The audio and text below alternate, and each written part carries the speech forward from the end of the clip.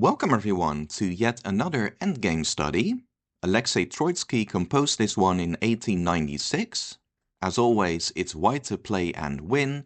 It's a little bit tricky, but if you look at the most forcing moves first, you should be able to find the answer. Just pause the video and take your time.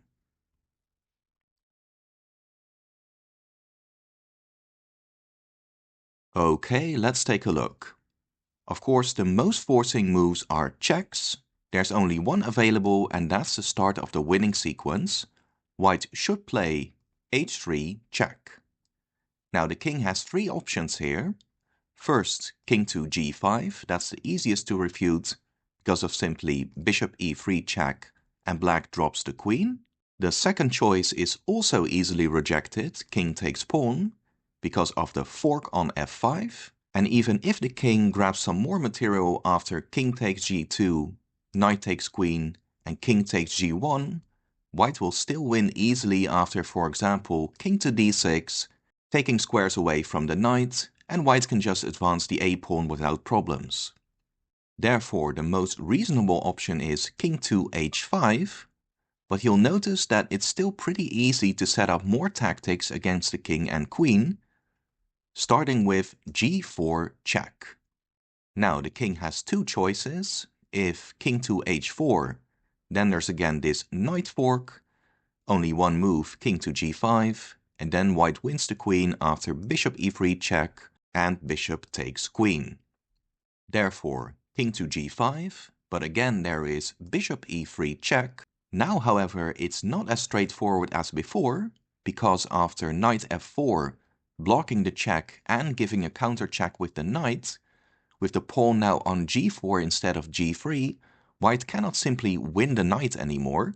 But that's okay, we actually don't need the bishop to win the queen. After bishop takes knight check and king takes bishop, once again white has a winning check with a pawn, this time g3 check.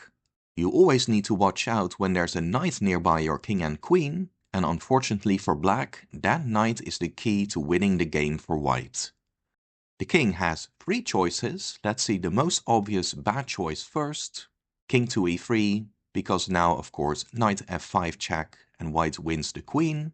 Pretty much the same is king takes g3, because again knight f5 check and the queen is gone. Black's best therefore has to be king to g5, but watch out what happens then. White checks from e6 this time, and once again the queen will be in danger. After king to f6, g5 check, the pawn forks king and queen, and white will win easily.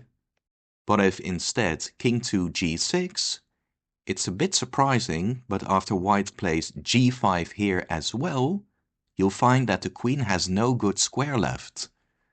If queen to h7, knight f8 check, and the queen is gone, after queen to h5, then there's a fork on f4, and lastly, queen takes pawn loses to the same fork, and after king takes g5, knight takes queen check, and king to g4, white can even ignore the knight and push, because the black knight won't be able to stop the pawn.